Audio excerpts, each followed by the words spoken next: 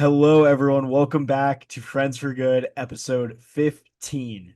So this week we do not have Carson joining us for some scheduling conflicts, but we have me and Marcus McClanahan, the founder of 5 Good Minutes with Marcus, our newest segment to the show. Welcome, Marcus. So happy to have you again. Hey, thank you, Zach. I'm happy to be here again. Happy to have you on the show going forward. Today's episode is going to be a little bit different, and we're really excited about it. It's just going to be a brief 10 to 15-minute episode about vulnerability, what it means to be vulnerable, why it's important to practice vulnerability, and overall, why you should be vulnerable even when you're not, in your opinion, the best version of yourself, and why that vulnerability can do wonders for you. So, to kick us off, Marcus, I'd love to ask, what does it mean to you to be vulnerable? I think that for me, I'm always vulnerable. And like how you were saying that uh, going into something when you're not what you perceive to be your best self, um, that's like you never go into anything really thinking that you're the best that you could possibly be going into it. But that's exactly why you go into something is to find out what it takes to complete that thing. And that in of itself is being vulnerable, even just like starting something, knowing that you're not the person that you need to be to complete it right now, but that you will become that person by just doing the thing. Yes. Um, I love that. And just to build off of it, I think the key root of vulnerability is discomfort. And so when you go into something, maybe having this idea of like, well, I'm not going to do it yet, I'm not ready, or I'm not the person I want to be right now. So I'm not going to take this risk, or I'm not going to be fully open about it. It only hurts you because then you get into this kind of toxic loop of, I'm not ready yet, I'm not going to take the chance. And then you didn't take the chance. So obviously you're not ready yet. Yeah, it's like analysis paralysis. You can think of all the things that, would make your starting point better to make it easier to do whatever you're trying to do. But what sometimes I fail to realize, and I think a lot of people fail to realize, is literally just starting out is the most important step. It's kind of what last week in the 5 Good Minutes with Marcus talking about the Fibonacci sequence, how it literally, in order to grow into something, it just takes that first step.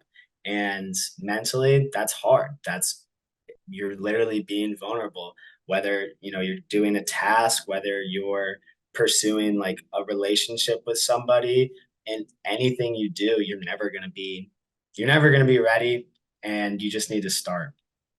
Absolutely. As soon as you start, or as soon as you take that one risk, just like the Fibonacci sequence, you're in a complete growth path. Like, Yeah, it's like an upward spiral. yes, People say that you can spiral out of control or you're in a downward spiral, but it's so easy to just flip it, and it's continuity. It's showing up for yourself, that doing anything is a risk in life. Like literally just living life is a risk. Stepping outside every day, deciding what you're going to wear. It's all risks. We're always being perceived by ourselves, being perceived by others.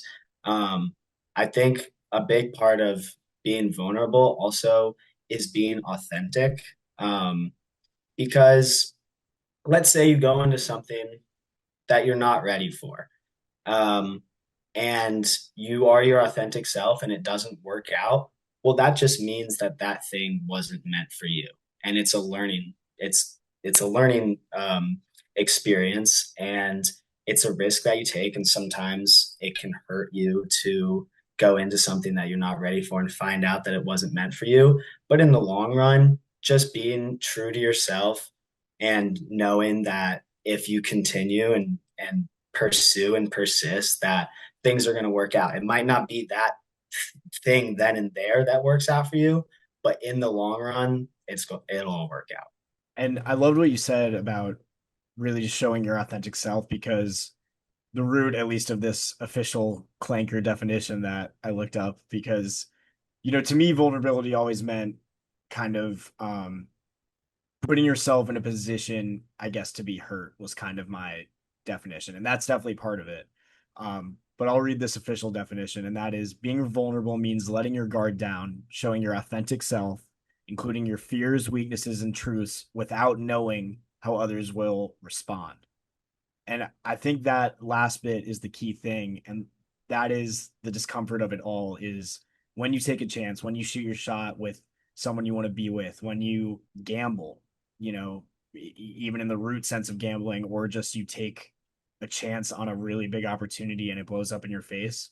For me to be vulnerable for a second, I think of two things. I think of when Carson and I were debating starting this show, a big reason it took me so long because I had this idea in September of 2025 and we didn't start it until February. A big thing for me was I really hated the way I looked. And I was like, I need to look better before I get on camera, before I'm in front of all these people. And I just hated the thought of everyone I know seeing me do this thing and their opinions of it. And then after that first episode, and it just got easier and easier. And now it's just kind of like when I miss a week of recording, it's actually taking something from my life. And I'm so happy I took that chance. Yeah. And from my perspective, well, first things first, you look damn good to be in front of a camera. Thank you. But also like I listened to the first episode. I listened to not the entirety of every episode, but I've listened to every single episode, and like I can confidently tell you that just your presence in front of a camera every single episode continues to get better and better. And the first episode, like you could tell, you were a little nervous, you were a little new to it, but that's okay. And now you're here leading an episode for the first time, I believe. So like just you and like that's the progress right there. And you just continue to show up for yourself. And now I have people reaching out to me saying like how much they like the show or what good it's done for them. And that's because of you, and that's because of you being vulnerable and showing up for yourself. Well, thank you, first of all. And yeah, I mean, I really resonate with that. Like, I didn't know how people were going to respond. I definitely lost followers on Instagram, but I don't really care. And I feel like I know there's people I know in my life that probably think it's cringy or whatever, but it was never about that. It was always this whole idea of spreading good and positivity was more of a selfish endeavor than anything, in that I wanted to feel better about the way I looked at the world. And so talking with intent with you or with Carson or any of the guests we have, it reinforces, it takes away the negatives and this why me not, mindset. Yeah, Um, exactly. And that's the whole reason why I was excited when you asked me to become like a recurring member on the show, is because I felt that it's authenticity. Like you're doing this for the authentic reasons of literally just spreading good into the world. I could tell that you don't care about the clicks, the followers, what other people are saying. It's great to hear people saying I like the show, but that's not what it's about. It's literally just about the pure intention of putting good into the world. and I think no matter how many people it reaches, as long as we do it, as long as other people do it, the mission remains strong. Um, Obviously there's strength in numbers, but at the end of the day, like I know this is impacting at the very least, like my mom and my dad love the show, and my friends' moms, I get DMing me, good news stories now. And it's it's all because I took this chance, right? And I guess to be vulnerable again, I had a session with my therapist last night, and we were kind of talking about this, and this point is something I've been thinking about a lot that she made. She basically said that the fear of taking that chance, that's what you're battling. It's not really the act of doing it yourself, it's the fear of what's going to happen. But when you don't take that chance, the misery of thinking of what could have been is so much more daunting than taking the chance itself. You're never going to regret, unless the chance is like objectively bad for you, but usually, Right. But if you go into something with like the intention of doing good, then you're not gonna like do something bad. yeah. And I think And oh, go ahead. I want to go back to like the definition that you said about vulnerability, because um And how I was kind of like saying authenticity goes hand in hand with vulnerability. I think what happens to a lot of people, and the reason that they stop taking risks as they get older, is almost think of like walls. Like people put up walls to protect themselves from, being hurt or making mistakes. And these walls, it's walls like to the outside world from getting into you, but it's also you're putting walls up on your own mind, expressing yourself truly like to the outside world. And being vulnerable is like, think about a crab or a lobster out of its shell. Like its walls are gone, but now what you have is just the pure essence of your being and being. And if you live your life with good intentions, then your essence being spread into the world, like law of attraction, it's just you love the universe and the universe is going to love you back. 100%.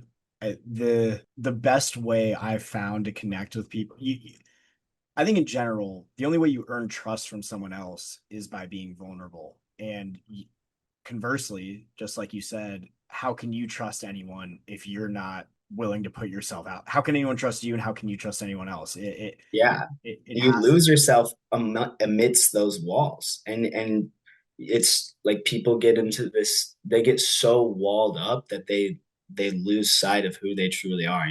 I love the saying like keep the sparkle in your eyes because people will truly lose the sparkle in their eyes because they're just lost and behaving. It's like every action becomes an action of fear rather than love and opportunity. Yes. And I guess to talk about something, to switch over to maybe something a bit more specific, I kind of want to talk about risks a bit more in regards to taking vulnerability and talking vulnerability. I've seen you in action kind of when you're out and you're social. And correct me if, but I'm someone who a lot of people view, I think, I present myself like I have very little social anxiety and I can go up and talk to anyone. And I think a lot of that's true.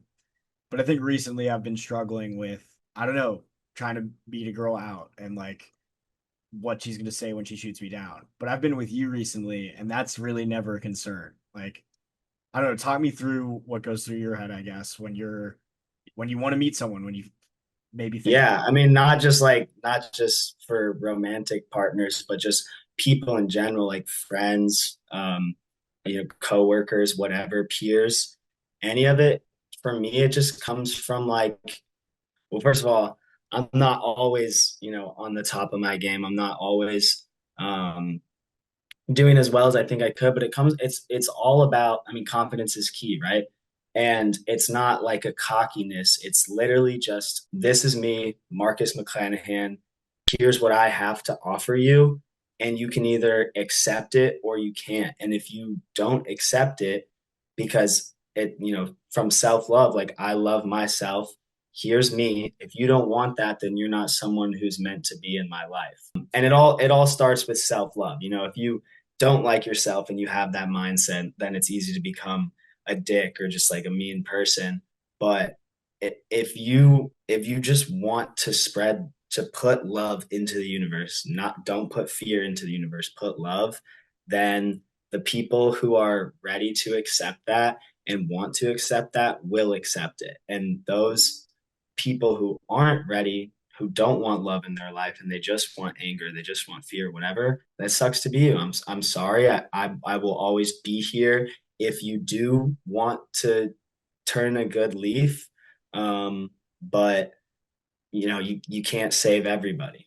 yes. And to speak on confidence, like, do you think vulnerability breeds confidence? Yeah, because it's authenticity. Like vulnerability will allow you being vulnerable allows you to discover your authentic self. And there has been periods of my life where I have not been my authentic self, whether like just putting up an act to impress people or just literally not knowing who I am or who I want to be.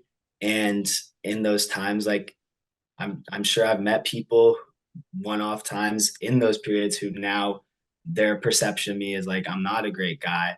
But I like to think that I've just been on this journey to becoming my true self. And I feel like right now in that journey, I'm at the highest that it's ever been, and operating on a frequency that is most true to my being. I can vouch, I think I know you pretty well. I've seen you through a lot. The version of you that I know now is so different than the guy that I first met, 5 years ago. And I can certainly say you've been on an upwards path and Yeah. And you're it's like, sorry to interrupt, but it's like good. when you first met me, you're someone that I've always been vulnerable with. Like I've given you, like you've always seen the true me, and I feel like I've always seen the true you. But you've also were around me so much going to school together that you saw the times in which I wasn't acting to my truest self. And thank you for giving me the grace to, get through those times and become the person that I am today. But yeah, and like we started this conversation at, just like one step at a time, and eventually um, get into a place in your life where you're proud of who you are, and being able to present that self love to the world is it's awesome and it's fun, and you meet so many cool people, you build such good relationships, and it's a great place to be operating in. Yes. And honestly, just to throw in some like tangible research on why vulnerability is so important. Vulnerability is kind of a key part of regulating your brain. And what happens when you're vulnerable is that when you're putting your feelings into words, when you're opening up to someone, it actually reduces activation in the amygdala and it basically cools down your fear center. Every time you do it, every time you put yourself out there, your stress levels, even though in that moment get high, in the long term, you're more equipped for that discomfort. So it's actually an evolutionary trait. And, you think back to, I brought this example up, but just how collaborative humans are by nature. Yeah, In order to be collaborative, truly work together, you have to build trust, and you can't build trust without vulnerability, and you can't be vulnerable without a bit of discomfort. That is everything. And seeking that discomfort is what's going to allow you to be a better person. And I think that's what we all want, is to be the best versions of ourselves. And I think it starts with being vulnerable. yeah, and you can see it like when you're talking to somebody who, you can tell that they're kind of just like maybe putting on an act or not being authentic. You can sense it, like even if they're not really doing anything inherently wrong with what they're saying or their body language, it's like an internal feeling, and you can feel it in yourself too. And I always like to think about like flow state, right? Just conversational flow state, or when we're going doing our bits, and we just are able to piggyback off Dream. everything. Yeah. And it's like, um, you flow state is like, it's almost like unconscious. Like you are in it, and then you get out of it and you're like, holy shit, I was just in flow state. And that time when you're in like the flow state is it's just you're just doing what you want to be doing. Like the words are just flowing out of your mouth. Your body movements are just you're just doing. You simply just are, right? And like going back to talking about essence of being, when you are in those when you're in the flow, you are just being. You're not trying or whatever. You literally just are. And for anyone listening that doesn't quite have a grasp on flow state's sort of, I guess, a recent slang, but to me, it's completely associated with being present. And it's like Marcus said, you're just being, and you don't even have time to think because you're just you, and everything you're saying feels correct. That's flow state. And when you achieve, I think you're able to achieve that more when you've been in so many uncomfortable situations, or you feel, conversely, you feel so comfortable with someone that you could babble for hours and feel like you're always saying the right thing to that person. And, Yeah. you know, And you can get to a point where you're almost like living your life in a flow state. My favorite basketball player, Shai Gilgeous-Alexander, two-time MVP. He in an interview after he dropped like 50 points or whatever, said they asked him, how is he so good? How is he so consistent? And he just goes, I feel like I'm flowing. because his whole life is set up in a way where he's just doing him. And so when he gets to that mid-range step back hezzy hang pull, like that shit's green. Yeah, it's green. No, it is, and I think he's a great example. Not my favorite basketball player. I don't dislike him, but I can't deny his greatness, and I can't deny that it's just a great example because when you watch him play, when you watch anyone who's at the peak of their ability do something, it's hard to interpret it as anything other than flow state. Like I think of a doctor or a surgeon in the ER, right? Like that really they're so trained to deal with trauma and these insane situations. They don't have time to think. They just act. And it's because of the hours and hours and hours of work they put in without anyone knowing that they put in that work, that they did for themselves.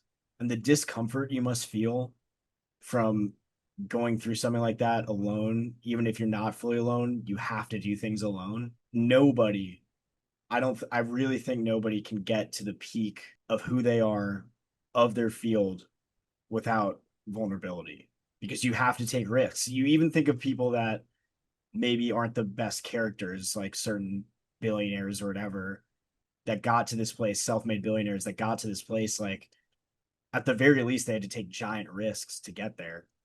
And that's being vulnerable in of itself, even if it's not self-expression of feelings, you're putting your whole life on the line. Yeah. Yeah. And it goes hand in hand with growth, right? Like there, once you choose to do something, let's just keep it simple and talk about careers. When you choose your career, there is a peak that you can get to. And in order to get there, you have to be on this continuous journey of growth. And that like you said, that comes with risks and that comes with accepting. Here's what I like about vulnerability. It's accepting that you aren't good enough for where you want to be, but still choosing to take the risk to try anyways. Yes, that was so well put. Like, Thank yeah, understanding that you might not be where you want to be, but you take that leap anyway. Like, this is a perfect segue into one of my quotes that I brought in for today. But this is from Brene Brown, someone who really preaches vulnerability. She said, "Staying vulnerable is a risk we have to take if we want to experience connection." And it's just so true that you'll never know anybody if you're not vulnerable yourself. And you have to put things on the line when you don't know how people are going to respond. It's in the definition. You have to do that because if you don't, you're going to live your whole life wondering. You're going to live your whole life wondering. I've never taken a shot at something where I regretted the shot after. There's maybe times where I was like, I could have went about that a better way, but at the very least, I did it. And whatever embarrassment is involved or bad attitude, it's never worse than the feeling I get when I miss an opportunity. you. Yeah. Yeah. So I really like that. yeah, I just think taking risks is everything, and it's something I'm trying to do more of because I also think it comes down to like our brains fighting what we view as an actual risk. Like, is talking to that girl a risk, like a real risk of like what's the risk? Like she says no, and then like you're a little like It's dang. all, yeah, it all comes down to ego, I think, like with taking risks, especially when you're trying to form connections with other people, is it's like if you have such a strong sense of self and confidence in that you are a good person and that, those who don't like you are unwilling to see that, it once you get rid of the ego, and that's a lot easier said than done, and I'm not saying that I'm at that point by any means, but like once you strip yourself of the ego, you realize that you already have everything that you need, just like being alive. And so any risk that you take that gets shot down um, is it simply just doesn't have a place in your life. And letting go of pain is such an important thing. Um, like just keeping it with human connection, like losing someone that you love, whether it's a friend, whether it's a partner, whomever it may be. There's a staying true to yourself, staying authentic, staying vulnerable means that that person just their time in your life has run its course, and be grateful for what it was, but feel the pain, but let go of it, knowing that it everything happens for a reason and you are exactly where you need to be at this given point in time. Yes, well put.